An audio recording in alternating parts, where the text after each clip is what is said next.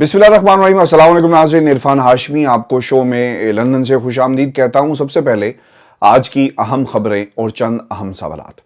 पंजाब में सियासी बहरान शिद्दत इख्तियार कर गया है। ब्रीफ केस खुल गए हैं, सुदागर निकल पड़े हैं और अलीम खान को हॉर्स ट्रेडिंग का मिशन सौंप दिया गया है। मुल्क चलाने के लिए आपके पास पैसा नहीं है, लेकिन अराकीन असम्बली के लिए अरबों रुपए वक्फ कर दिए गए। पाकिस्तान के गैर एलानिया डिफॉल्ट कर जाने की इस वक्त इतलात हैं। 1.7 ट्रिलियन रुपए और 517 अरब रुपए की अदायगी के बाद इस वक्त खजाना बिल्कुल खाली हो गया। मुल्क कैसे चलेगा किसी को कुछ मालूम नहीं, और पंजाब में एतमाद का वोट कैसे लिया जाएगा। स्पीकर और डिप्टी स्पीकर के खिलाफ तहरीक अदम एतमाद में खुफिया राय शुमारी का मुकाबला पाकिस्तान तहरीक इंसाफ किस तरह करेगी, ये सबसे बड़ा सवाल है। और फिर व्यूअर्स आपको ये बताएं कि बेनज़ीर भुट्टो का यौम शहादत, आसिफ अली जरदारी ने बेनज़ीर भुट्टो के मिशन को कैसे नुकसान पहुंचाया, इसकी तफसील भी आपके सामने रखेंगे। और सबसे अहम, नाबालिग वज़ीर ख़ारजा के इंकशाफात इमरान खान के खिलाफ साजिश का इतराफ़ करने लगे, ये तफसील भी आपके सामने रखेंगे। लेकिन सबसे पहले आपको बताएं कि आज बेनज़ीर भुट्टो की बरसी मनाई जा रही है और अपनी जिंदगी को जो खतरात लाहक थे, इसके हवाले से वो मुतअद्दिद दफ़ा इंटरव्यूज़ में कह भी चुकी कि एक प्लान बनाया जा रहा है कि मेरी ज़िंदगी को ख़त्म किया जा सके। और यही खदशात इमरान खान साहब अपने ऊपर होने वाले कातलाना हमले से पहले कहते रहे, लेकिन किसी ने नहीं सुना। आज वो तमाम सहाफ़ी बढ़ चढ़ कर जो इमरान खान को तनकीद करते हैं, बहुत ही फ़ख्र के साथ बताते हैं कि बेनज़ीर ने अपने जो उन पर हमला हुआ इससे पहले बता दिया था कि उनकी जान को खतरा है, लेकिन हालात आज भी वहीं के वहीं हैं। फिर आपको बताएं कि 27 दिसंबर 2007 को रावलपिंडी के लियाकत बाग में जलसे से खिताब के बाद बाहर निकलते हुए बम धमाके और कातलाना हमले में बेनज़ीर भुट्टो शहीद हो गई। मोहतरमा ने हमेशा ये कहा, और वो कहती थी कि जमहूरियत ही बेहतरीन इंतकाम है, मगर उनके सरपरस्त शौहर आसिफ अली जरदारी ने इस जुमले को और इस मिशन को बहुत बुरी तरह नुकसान पहुंचाया। इंतकाम का रास्ता इख्तियार किया। जमहूरियत पर वो यकीन नहीं रखते थे। और आपको याद होगा कि एक जुमला आसिफ अली जरदारी ने कहा कि अब वो हमें कहते हैं कि कोई फार्मूला निकालो, तो हमने उन्हें कहा कि पहले इसको निकालो फिर फार्मूला बता देंगे। अब जो बिलावल जरदारी साहब हैं, उन्होंने जो नकात कहे, जो बड़के मारी, मैं आपके सामने एक एक करके रख देता हूं, फिर इसका जवाब भी आपके साथ हम शेयर करेंगे। लेकिन आपको याद होगा कि एक रोज़ पहले ही आसिफ अली जरदारी के इस फर्जंद के बारे में इमरान खान साहब ने ये कहा था कि जनाब ये एक नाबालिग है और पाकिस्तान की खारजा पॉलिसी एक नाबालिग के हवाले कर दी गई है। इसीलिए हमें जो खारजा महाज के ऊपर जो नुकसान हो रहे हैं, इसका जवाब कौन देगा। अच्छा, नकात क्या थे मैं आपके सामने रख देता हूँ, फिर इसका जवाब भी देंगे। आसिफ अली जरदारी के फर्जंद साहब ये कहते हैं कि इमरान खान को व्हाइट हाउस की साजिश ने नहीं बल्कि बिलावल हाउस की साजिश ने निकाला। इमरान खान की हुकूमत गिराने का जरदारी का क्रेडिट व्हाइट हाउस को ना दिया जाए। चले मान तो गए ना आप कम से कम। कठपुतलियों की झूठ की सियासत को रद्द करेंगे। जैसे मुशर्रफ माजी का हिस्सा बन चुका, वैसे सिलेक्टेड भी अब माजी का हिस्सा ही है। सिलेक्टेड अदम एतमाद का सेहरा जो बाइडन को देना चाहता है, जबकि ये जालों की वजह से कामयाबी हुई।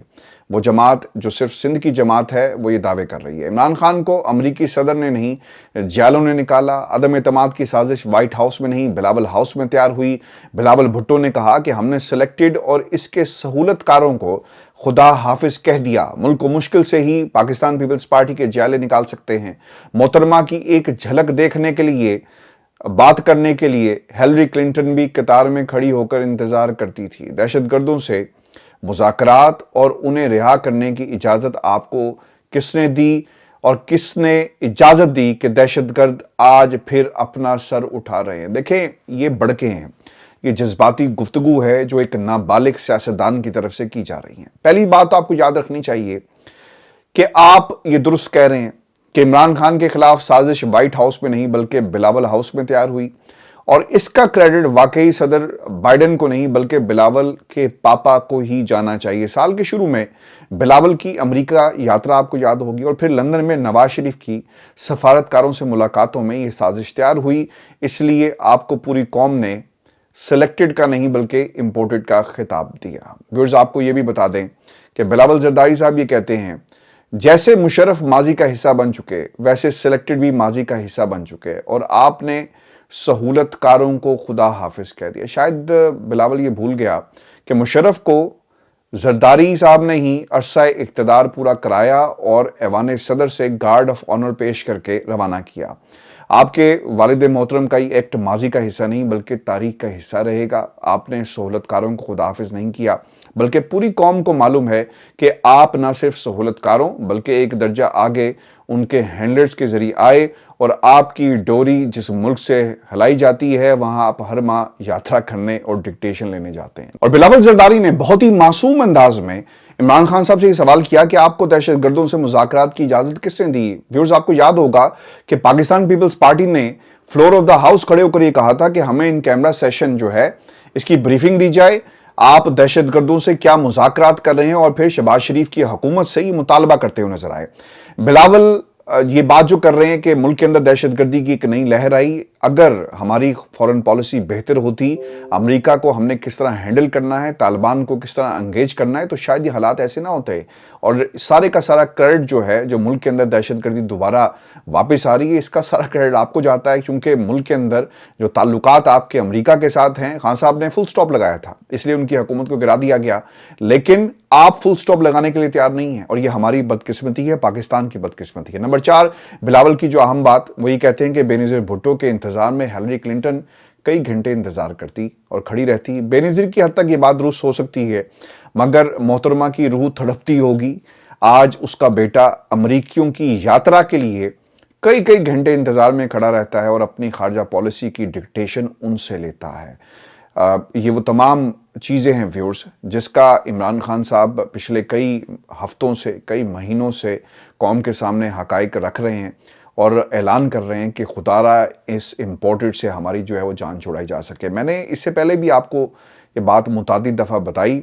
कुछ चीज़ें मैं दोबारा आपके सामने रख देता हूँ ताकि हमें मालूम हो सके कि वो किरदार जो इस वक्त ऐलान कर रहे हैं कि इमरान खान की हुकूमत कैसे गिराई गई, आज उन्होंने हमारी उस खबर की भी तस्दीक कर दी जो मैं पिछले 1 साल से आपके सामने रख रहा हूं कि ये साजिश जो थी आसिफ अली जरदारी साहब तैयार करते हैं, अमेरिका की आशीर्वाद के ऊपर इंटरनेशनल ताकतें साथ मिली हुई थी, और इस साजिश को बाकायदा अमली जामा जो है वो शहबाज शरीफ के साथ और उनके हाउस ऑफ शेख के साथ मिलकर जो है वो तैयार किया गया, और जो हतमी शक्ल है वो दी गई। आपको याद होगा कि ये जो फार्मूले की बात थी वो आसिफ अली जरदारी ने कही कि अब हमसे वो पूछते हैं कि कोई फार्मूला निकाल कर लेकर आओ, और फिर जो बात शहबाज शरीफ साहब ने कही जब ये प्रपोजल दी गई कि किवें होएगा, तो वो फिर उन्होंने करके दिखाया। तो ये वो मुहर्रिकात थे जो पाकिस्तान के अंदर मौजूद थे, लेकिन सबसे अहम बात है कि CIA की जो ऑपरेशंस थे इस खित्ते के अंदर, उसके ऊपर फुल स्टॉप जो है वो खान साहब की हुकूमत ने लगाया, और ये बात किसी सूरत भी अमेरिका को कबूल नहीं थी। लिहाजा ये साजिशों का जो सिलसिला है वो 1 नहीं 2 नहीं बल्कि 3-4 माह पहले शुरू हो गया, और इसे हतमी शक्ल कैसे पहुंचानी थी उसके ऊपर आसिफ अली जरदारी साहब ने जो है वो अपना काम शुरू किया। और ये बात है तकरीबन नवंबर की, और उससे पहले इमरान खान के बयानात, इमरान खान की पॉलिसीज़, पाकिस्तान की जो खुफिया एजेंसीज़ हैं ISI, जो उस वक्त के DG ISI की जो अफगानिस्तान के अंदर जिस तरह वो पॉलिसीज़ और तालिबान के साथ निगोशिएशंस आगे बढ़ रहे थे, शायद ये कुछ लोगों को किसी सूरत भी कबूल नहीं थे। और व्यूअर्स, इस ऐलान के बाद जो बिलावल जरदारी की तरफ से किया गया कि हम ही थे वो जिसने साजिश की, और हम ही थे जो यहाँ पर आलाकार बने कुछ आलमी ताकतों के, किसी को कोई शक नहीं होना चाहिए कि जो साइफर आया और जिसमें जो ज़ुबान इस्तेमाल की गई वो किसको मुखातिब थे, कौन से ऐसे किरदार थे जो रायवन में जाकर मरीम नवाज से मिलते हैं, बरतानिया में उनकी मुलाकातें जो हैं वो नवाज शरीफ साहब से हो रही थी। और फिर आपको याद होगा कि बिलावल जरदारी जब अमेरिका गए तो एक जो जुमला कहा गया इनके बारे में कि ये CV लेकर गए हैं, और मैंने आपको सब ये बताया था कि बेनज़ीर भुट्टो, और हमेशा से हमने ये सियासत इनकी देखी है कि ये बाहर की दुनिया को जाकर कन्विंस करते रहे।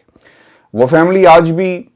अमेरिका में मौजूद है, रिफत महमूद की, जिनके घर में वो डील करवाई गई, और मुशर्रफ साहब जो हैं वो बेनज़ीर भुट्टो से मिले और उन्होंने कहा कि मुझे पाकिस्तान आने दो, और फिर पाकिस्तान आने की जो शराइत थी और किस तरह NRO दिया गया वो आहिस्ता आहिस्ता पूरी कौम के सामने आ गई।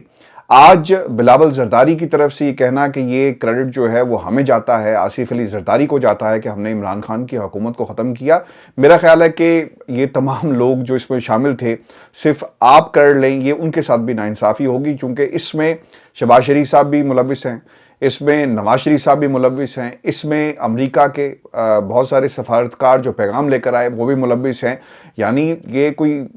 جو ایسی گفتگو جو آج بلاول زرداری نے کی ہے، یہ اس سے پہلے بھی متعدد دفعہ جو تاریخ بتاتی ہے کہ امریکہ کا حکومتیں گرانے میں بنانے میں ہمیشہ سے کردار رہا۔ اگر عمران خان سی آئی کو فل سٹاپ نہ لگاتے، اور میں آگے بڑھنے سے پہلے آپ کو یہ بھی یاد کروا دوں کہ جو سی آئی اے چیف تھا وہ جب پاکستان آتا ہے تو خان صاحب نے اس سے نہیں ملے، وہ آپ نے کہا کہ جناب کوئی پروٹوکولز ہوتے ہیں اس کا خیال کریں اور جائیں جا کر ٹائم لیں، اور پھر وہ جی ایچ کیو میں ملتے ہیں اور پھر ان کی ملاقات افغانستان میں ہوتی ہے، اور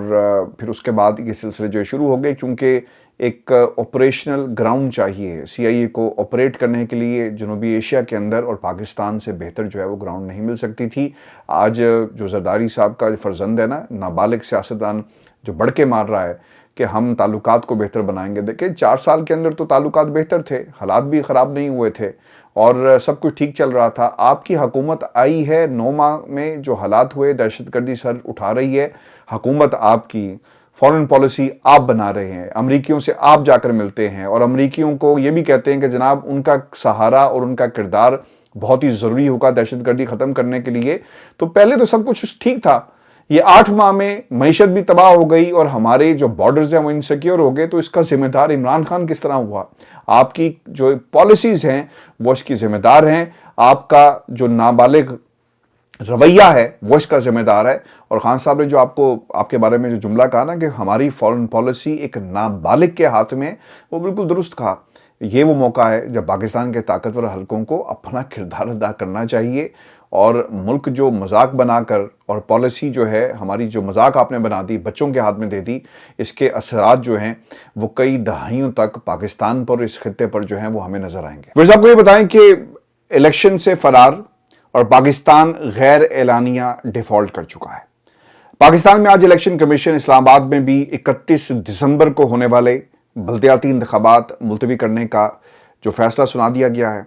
اس سے قبل حکومت نہ صرف 2 صوبائی اسمبلیوں کے انتخابات سے فرار اختیار کر رہی تھی، بلکہ عام انتخابات بھی مقررہ مدت سے آگے لے جانے کے بہانے جو ہے وہ ڈھونڈ رہی ہے۔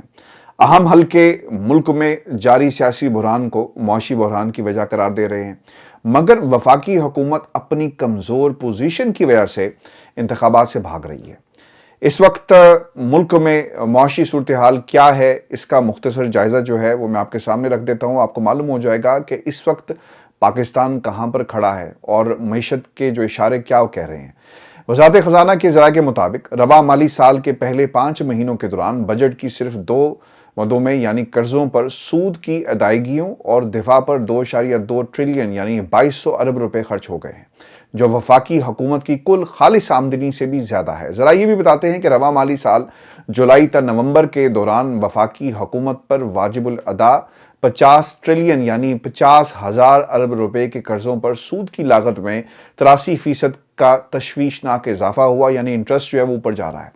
وزارت خزانہ نے تقریباً 1.7 ٹریلین روپے قرضوں پر سود کی مد میں جو پیسے وہ ادا کیے، یہ رقم گزشتہ سال کے مقابلے میں 763 ارب روپے یا 83% زائد ہے۔ اس طرح ریٹائرڈ فوجیوں کی پینشن اور مسلح افواج کے ترقیاتی پروگراموں کے اخراجات کو چھوڑ کر 5 ماہ میں 517 ارب روپے دفاع پر خرچ کیے گئے، یہ رقم گزشتہ مالی سال کے مقابلے میں 112 ارب روپے یا تقریباً 28% زیادہ ہے۔ قرض کی ادائیگی اور دفاع پر مجموعی اخراجات 2.2 ٹریلین روپے رہے، جو کہ وفاقی حکومت کی خالص آمدنی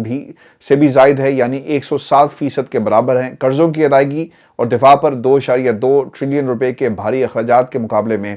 صرف 119 ارب روپے ترقیاتی منصوبوں پر خرچ کیے گئے، جس سے معاشی گروتھ جو ہے وہ اب رک گئی ہے۔ وفاقی بجٹ کا خسارہ رواں مالی سال کے پہلے 5 مہینوں میں 1.83 ٹریلین روپے سے زائد ہو گیا ہے۔ رواں مالی سال کے دوران وفاقی حکومت کے کل اخراجات 3.46 ٹریلین روپے تک جا پہنچے ہیں۔ آئی ایم ایف کی قسط ہو یا انٹرسٹ ریٹ کی ادائیگی ہو یا پھر محکمے چلانے کیسے ہیں، رقم موجود ہی نہیں ہے، اور نہ ہی ضروری اشیاء کو امپورٹ کرنے کے لیے بینکوں کے پاس کوئی پیسہ موجود ہے کہ آپ باہر سے کوئی جو چیز ہے وہ پاکستان میں امپورٹ کر سکیں۔ اگر یہ کہا جائے کہ پاکستان ٹیکنیکل طور پر ڈیفالٹ کر گیا ہے، غلط نہیں ہوگا، لیکن اگر آپ ڈار صاحب کی گفتگو سنیں تو وہ یہ کہتے ہیں کہ جناب ملک جو ہے وہ بالکل ٹھیک سمت میں جا رہا ہے، ہمارے کچھ دنوں کے اندر جو ڈالر ہے وہ 200 تک آ جائے گا۔ ہمیں تو خیر اس دن کا انتظار ہے، کیونکہ ڈالر جو ہے کچھ دنوں میں 250 تک ٹچ کرے گا، اور اگر آپ مارکیٹ میں جا کر اوپن مارکیٹ میں ڈالر خریدنا چاہیں تو پہلی بات ہے کہ ڈالر آپ کو ملے گا نہیں، اور اگر ملے گا تو 246 247 کا ڈالر جو ہے وہ اوپن مارکیٹ میں آپ کو مل رہا ہے، اور اگر ڈالر ملے گا تو اس کا ریٹ یہ ہے، تو یہ 250 کراس کر سکتا ہے۔ تو یہ اس وقت حالات ہیں، لیکن دوسری طرف جو ہے پاکستان کی امپورٹڈ حکومت کیا کر رہی ہے، وہ پنجاب کو فتح کرنے کے حوالے سے پالیسیز بنا رہی ہے، اور اطلاعات یہ ہیں کہ علیم خان صاحب کی ملاقات ہوئی اور انہیں اب ایک نیا ٹاسک دے دیا گیا۔ اور ویورز، ذرائع کے مطابق علیم خان نے اپنے ساتھی جہانگیر ترین کی مدد سے تحریک انصاف کے موجودہ اراکین اسمبلی سے سودے بازی شروع کرتی ہے، تاکہ وزیر اعلیٰ پنجاب چودھری پرویز الہی کو اعتماد کا ووٹ دیتے وقت وہ ایوان سے غیر حاضر ہو جائیں، یعنی پیسہ چلے گا اور اس کو استعمال اس انداز میں کیا جائے گا کہ جب ووٹ ہو تو وہ ایوان میں نہ آئیں۔ یہ اسپیکر اور ڈپٹی اسپیکر کے خلاف تحریک عدم اعتماد میں جو خفیہ رائے شماری ہوگی، وہاں پر بھی جس دن یہ ہوگا اس دن وہ غیر حاضر ہو جائیں گے۔ اور چند روز قبل آپ کو یاد ہوگا کہ کچھ اراکین اسمبلی خان صاحب کے پاس گئی، انہوں نے کہا کہ جناب نون لیگ والے جو ہیں وہ ہمیں ہارس ٹریڈنگ کے لیے کروڑوں روپے کی پیشکش جو ہے وہ کر رہے ہیں، جس پر خان صاحب نے انہیں کہا تھا کہ آپ پیسہ ان سے بے شک لے لیں، لیکن جہاں پر کھڑے ہیں آپ نے وہیں پہ کھڑے رہنا ہے۔ اب سوال یہ ویورز پیدا ہوتا ہے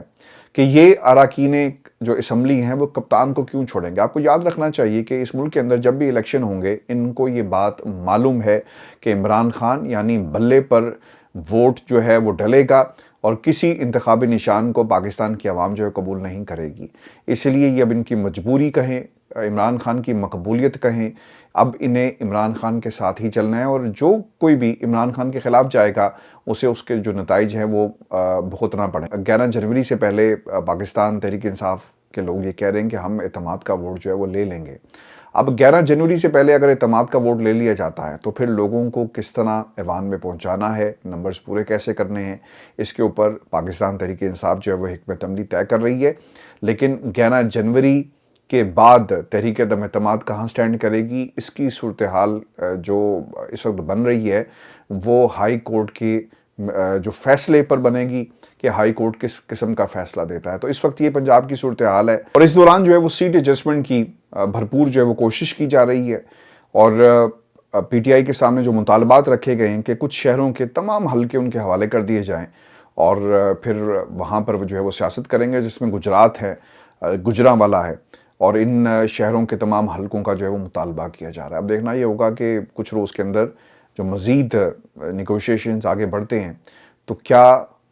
پی ٹی آئی اس مطالبے کو مان لیتی ہے یا نہیں مانتی۔ ویڈیو آج کا ہمارا شو تھا، اپنے کمنٹس بھیجیے گا، چینل کو سبسکرائب کرنا مت بھولیں۔ اجازت دیجیے، اللہ نگہبان۔